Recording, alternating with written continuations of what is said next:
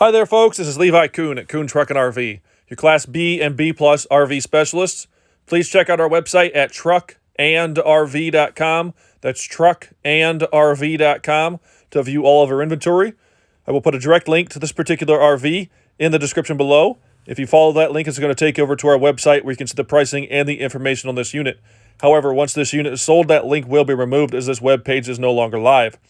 We are a full-service dealer. We do offer warranty as well as financing packages.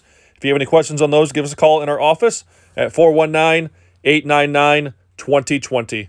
Alrighty, folks, it's time for the inside portion of today's video tour. We are inside of this Phoenix Cruiser M-2301. The floor plan number is M as in Mary, -2301. We have 61,582 original miles on this unit. Both front seats up here are cloth, and as you can see, they are still in very good shape. I'm going to start at the front here. We're then going to make our way towards the back of the coach. We're then going to come back towards the front. Going to try to get you a feel for the overall space as well as the overall condition of this coach. Again, both front seats here are cloth, and both of them are still in very good shape. Coming into the living portion of the RV, we have opposing jackknife sofas here. One on the passenger side with two seat belts. Sorry, I was kind of confused there. I thought that maybe there was a third there. This has two seat belts, so two up front in the front two seats, as well as two here.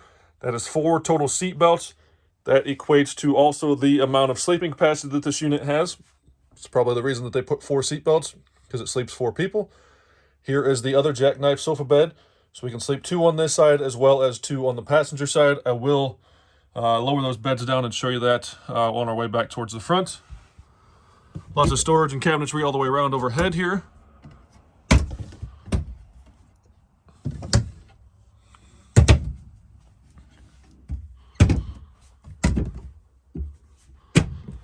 Side windows do open. They're kind of like a little tilt out. It's got 3 different panes that tip out. Again, more storage. I'm not going to open all these. This pretty much mimics the driver's side.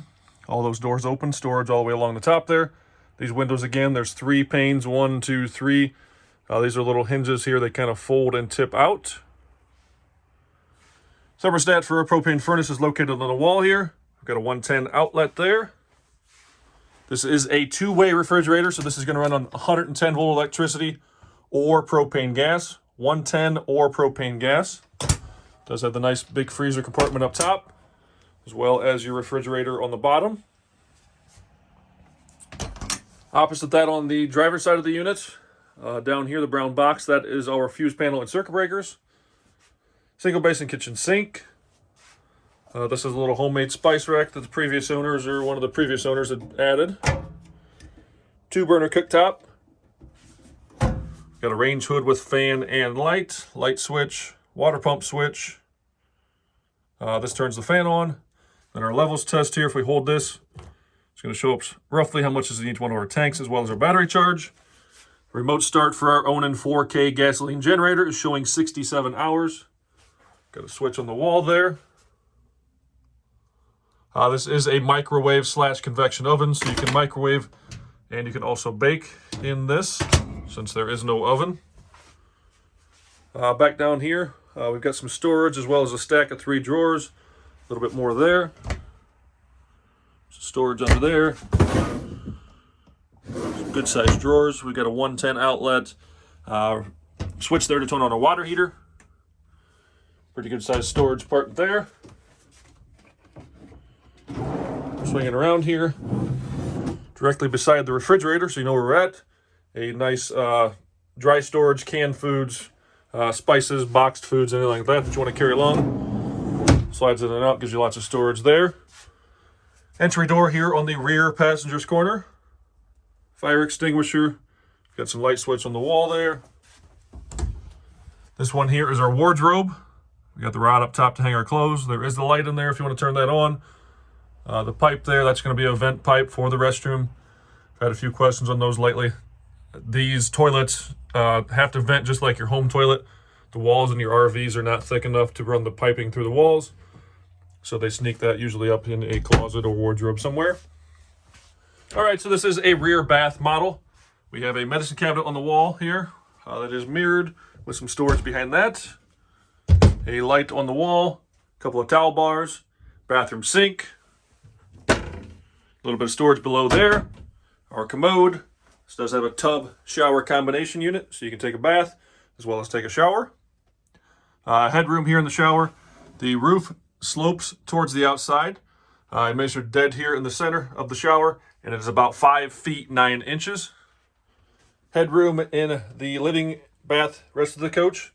It's a little lower in the shower because the tub is raised up, but the rest of the coach here, again, this is kind of sloped towards the outside. That's the way it's designed and made.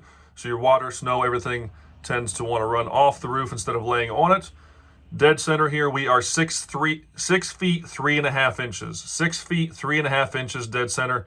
It's going to get a little bit less towards the outside again because the roof slopes down, but dead center, 6 feet 3.5 inches. If you had not yet noticed, the flooring in this coach from front to rear, and by front I mean the cabin. The cabin is carpet, but from front to rear, this does have vinyl flooring throughout. What is worse than finding a bug in your sandwich? What's worse than finding a bug in your sandwich? Finding half a bug in your sandwich. Beds are down here, as I told you I would do for you. This does sleep 1, 2, 3, and 4 people. More comfortably, it's going to sleep 2, 1, and 2, but you are able to sleep 4 if you need to do so. This is intended to sleep north and south. There is still a tiny gap here. You could shuffle down through there with a slight amount of difficulty, but it is doable. Beds here, they measure about 40 inches wide, and 68 inches long. That's going to mimic over here again, 40 inches wide and 68 inches long. 40 wide, 68 inches long. I'm going to stop here so I can put these up. Again, as you can see, I mentioned it before, but it has vinyl flooring all the way up to the cabin area here. The controls for the air conditioning are on the AC itself. They're on the opposite side. We can't see them from this side. Fabric, cushions, everything's in good shape. No rips, tears, or stains. The outside shined up pretty nicely. The interior cleaned up very well. We got a 19-inch flat screen TV with storage on either side of that. Going to be some manuals in the little bag there, I believe. More storage on this side. Actually, a pretty decent amount of storage. Ford E350 chassis, V10 engine, 61,000 miles. Loaded up with power windows, locks, tilt, cruise, CD player. So overall condition rating on this one, I'm going to call this thing somewhere around that 7.5 to 8 range. It is a 2000 with 61,000 miles. Still a very nice coach, but being that it is 20 years old, there are some flaws. Nothing major. We try to point everything out that we can think of and see as we go through these coaches. But in my opinion, for a 2000, still a pretty nice coach. If you have any questions on this one, give us a call at Kuhn Truck and RV. The best little RV dealer around since 1976. Alrighty, folks, it's time to run on the outside of this Phoenix Cruiser. We are 23.5 feet from bumper to bumper. We have 6 new tires. We have an 11-foot awning. This does sit on the Ford E350 chassis. It is powered by the 6.8-liter Triton V10 engine. The cabin up here, the sheet metal on the cab, this all shined up very nicely, as you can see. The stripes on this they're okay. I mean, for the most part, they're still there, but they are weather checked and have some chips out of them, things like that. Still looks pretty decent from a few feet back. You get up close, you can notice those checks and things more. The body of this, the fiberglass part of the coach, it has an okay shine to it. It's nothing excellent, but it's not dulled out entirely yet, but it still has a decent little shine to it. Still stands and looks pretty good. For starters here, just behind the passenger seat here, we have a storage compartment which is located underneath the couch inside. This is accessible from the inside doors as well as this outside storage compartment.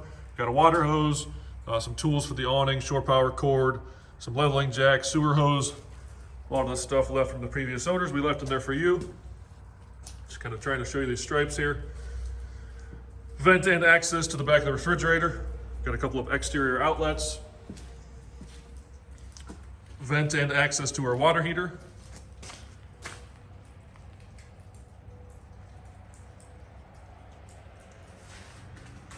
Coming around to the back of the coach, we do have a tow package, which is located down bottom. Spare tire is mounted on the rear. Ladder to get up and access the roof. Sewage dumps, black and gray water. Gray water here, black water there. Standard bayonet connection for your sewer hose.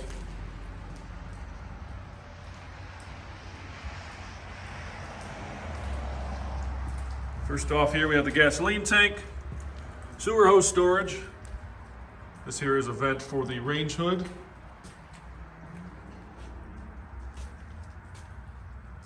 Stripes again, they're pretty much all there. It's just they've got some heat checks and stuff like that in them. Vent for our propane furnace, our propane tank, outside shower. Gonna fill our onboard freshwater tank here. City water connection. This is for the vent for the coach battery. The coach battery is located underneath the couch inside. This little petcock here is going to drain your onboard freshwater tank. Cable TV hookup, shore power cord, and lastly, our Onan 4K gasoline generator.